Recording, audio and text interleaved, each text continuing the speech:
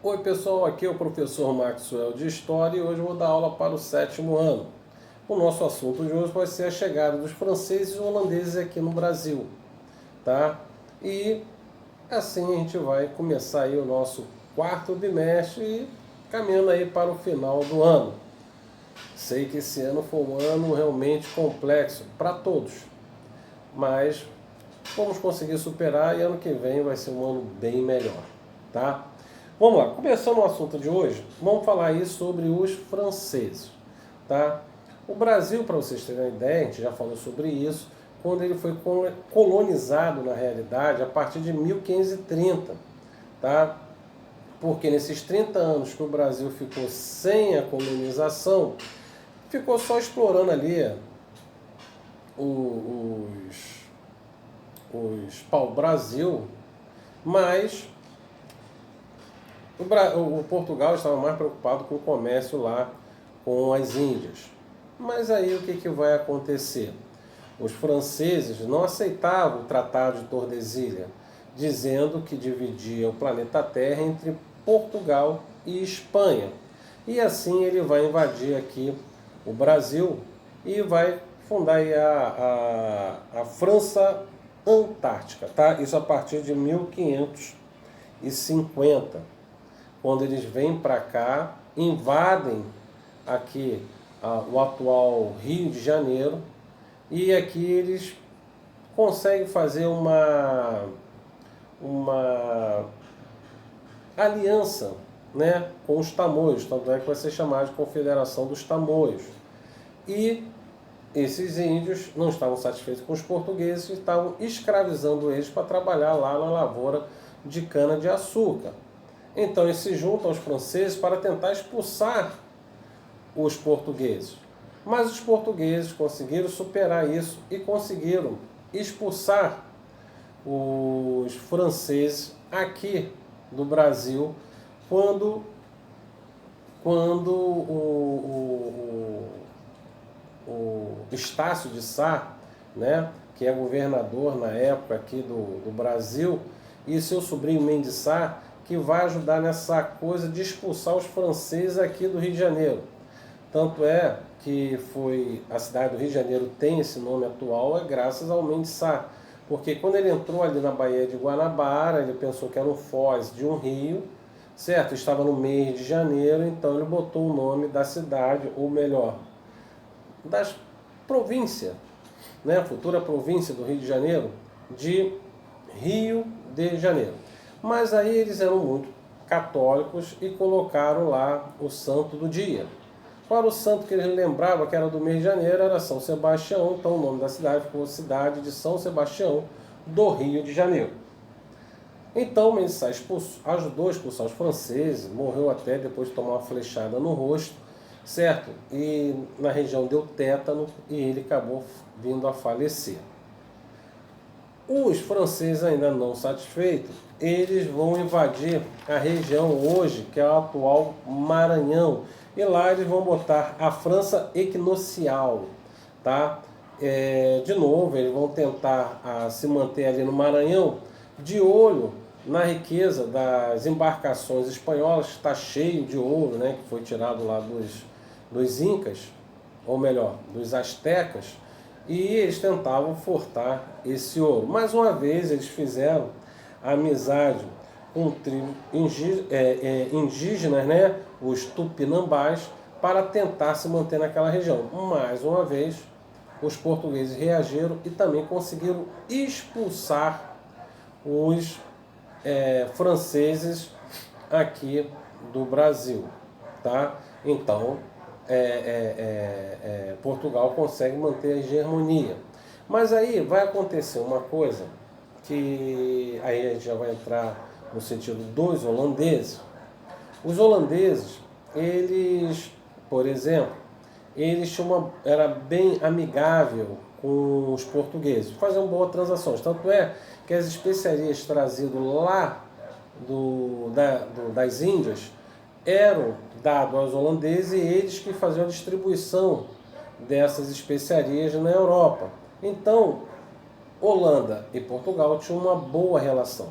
Já que a Holanda já tinha pertencido ao reino da Espanha e conseguiu a sua independência. Então, ficou aquela rixazinha entre Espanha e Holanda. Mas aí, Portugal vai ter lá o seu rei chamado D. Sebastião, tá? Ele, por exemplo, vai inventar de combater os mouros lá no norte da África. E vai, nessa batalha, ele vai vir a falecer, sendo que ele não deixa nenhum herdeiro para o trono, e quem vai assumir vai ser o cardeal Dom Henrique, certo? Que vai ser coroado como rei de Portugal, mas como ele é cardeal, ele não pode casar e também não tem herdeiro.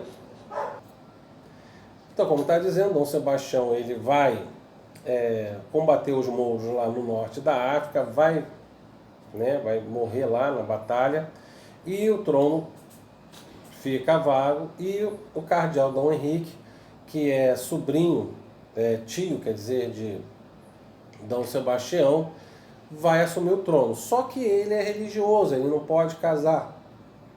Então, anos depois ele vem a falecer, e o herdeiro mais próximo é o rei da Espanha, Filipe II, que é parente mais próximo ali da família portuguesa. Então, o que vai... parente mais próximo no sentido da família real portuguesa, né? Então, ele assume o trono e faz aí a famosa União Ibérica, que vai de 1580 até 1560, 1580 a 1640, vai ser esse período aí, tá? Que vai ficar Portugal e Espanha vão se tornar um único país. Vai ser aí também que, por exemplo, o Tratado de Tordesilhas vai terminar, porque já que eles são um país só, e vai aparecer os bandeirantes que vão aumentar as fronteiras do Brasil para a procura de ouros, pedras preciosas, e também vai atrás de índios para escravizá-los. Como eu falei para vocês, os holandeses tinham uma boa relação com os portugueses, sendo que os portugueses já estavam produzindo açúcar aqui no Brasil, que era o açúcar mascavo, tá? Esse açúcar mascavo, ele era mandado para a Europa, onde os holandeses refinavam esse açúcar e distribuíam na Europa. Então essa relação Holanda e Portugal era muito boa. Mas com a União Ibérica, como eu contei anteriormente, a Holanda era inimiga da Espanha. Então o que vai acontecer? Ela vai proibir o comércio com os holandeses. A Holanda, não satisfeita, o que ela vai fazer? Primeiro ela vai tentar invadir ali a região da Bahia, só que os colonos conseguem expulsá-los.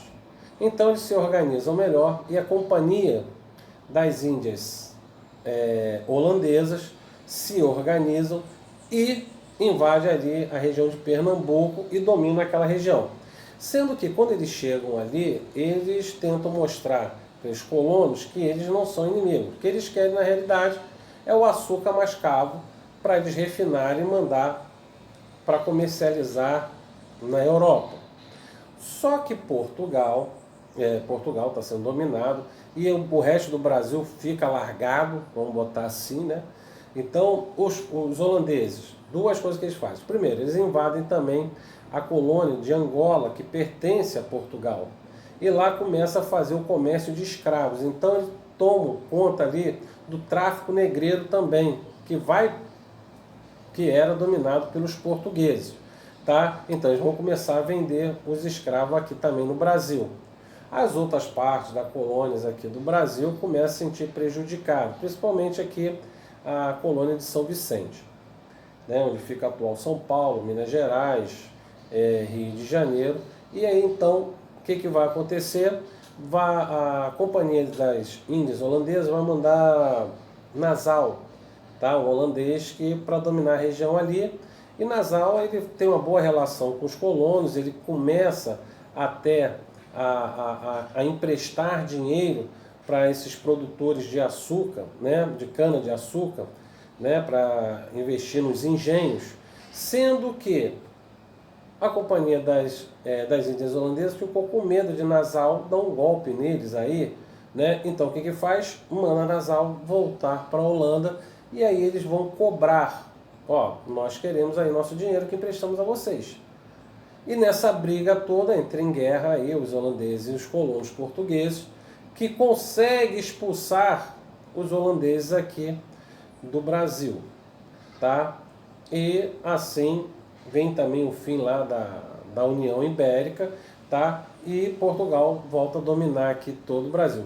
Nessa invasão holandesa, claro que Portugal vai tomar um prejuízozinho aí. Primeiro, eles levam as mudas de cana-de-açúcar ali para as Ilhas das Antilhas, onde vão produzir cana, vão produzir açúcar e vão transformar em açúcar mascavo e também vão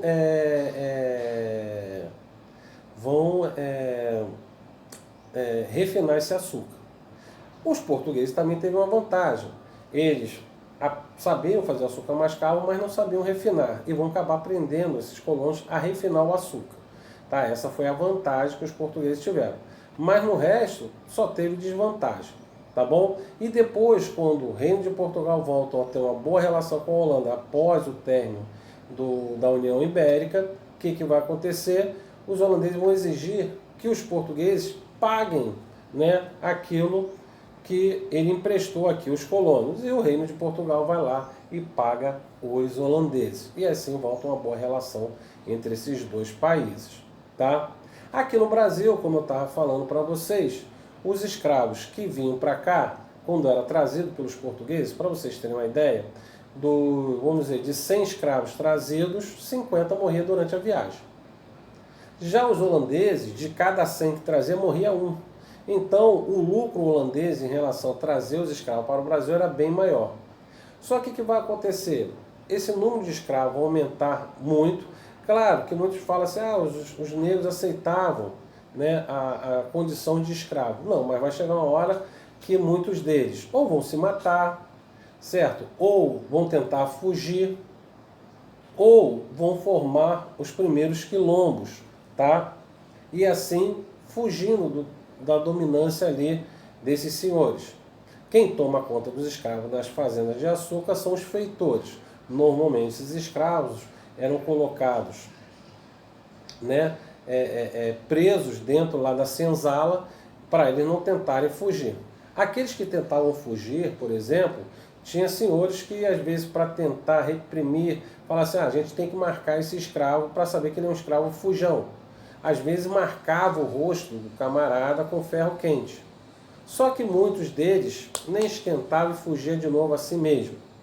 Aí que acabou acontecendo? Alguns senhores começaram a mandar os feitores cortar o tendão de Aquiles, né, que fica ali atrás do nosso calcanhar, e assim o cara não conseguiria correr nem andar direito. Então, assim foi um meio que eles encontraram para manter os escravos, para tentar não fugir. Tá? Outra coisa também em relação aos escravos é que os senhores não esquentavam com o escravo, para eles era apenas um objeto. Claro, os escravos viviam muito pouco. Se um escravo chegasse aqui com 20 anos, se ele vivesse até os 30 era muito. Então, o aproveitamento de um escravo, se durasse 10 anos, era muito, era lucro. Tá? Então, esses escravos morriam muito cedo por causa da exaustão dos trabalhos forçados que eles tinham aqui.